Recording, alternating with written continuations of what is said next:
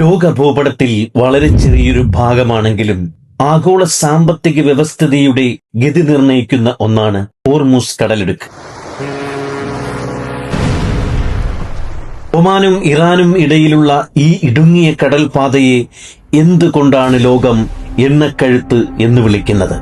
Persian ഗൾഫിനെയും Oman ഉൾക്കടലിനെയും തമ്മിൽ ബന്ധിപ്പിക്കുന്ന ഏക ജലപാതയാണിത്. ഇതിന്റെ ഏറ്റവും കുറഞ്ഞ വീതി ഏകദേശം 33 കിലോമീറ്റർ മാത്രമാണ്. എന്നാൽ കപ്പലുകൾക്ക് സഞ്ചരിക്കാൻ കഴിയുന്ന പാതയ്ക്ക് കേവലം 3 കിലോമീറ്റർ മാത്രമേ ഉള്ളൂ.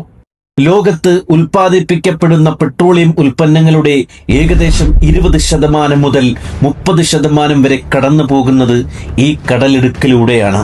Saudi Arabia, UAE, Kuwait, Iraq എന്നീ രാജ്യങ്ങളിൽ നിന്നുള്ള എണ്ണ ടാങ്കറുകൾ ലോക വിപണിയിലേക്ക് എത്തുന്നത് ഇതിലൂടെയാണ്.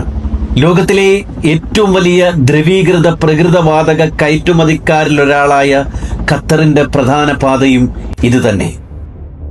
ഹോർമുസ് കടലിടുക്ക് പലപ്പോഴും വാർത്തകളിൽ നിറയാറുള്ളത് അന്താരാഷ്ട്ര തർക്കങ്ങൾ മൂലമാണ്. ഇറാനും അമേരിക്കയും തമ്മിലുള്ള രാഷ്ട്രീയ പിരിമുറുക്കങ്ങൾ ഈ മേഖലയെ പലപ്പോഴും ബാധിക്കാറുണ്ട്. ഈ കടലിടുക്ക് ഉപരോധിക്കപ്പെട്ടാൽ ആഗോളതലത്തിൽ എണ്ണവില കുതിച്ചുയരുകയും ലോക സമ്പദ് വ്യവസ്ഥ പ്രതിസന്ധിയിലാകുകയും ചെയ്യും. ചുരുക്കത്തിൽ ലോകത്തിന്റെ ഊർജ ആവശ്യങ്ങൾ നിറവേറ്റുന്നതിൽ ഹോർമുസ് കടലിടുക്കിന് പകരമായി മറ്റൊരു പാതയില്ല.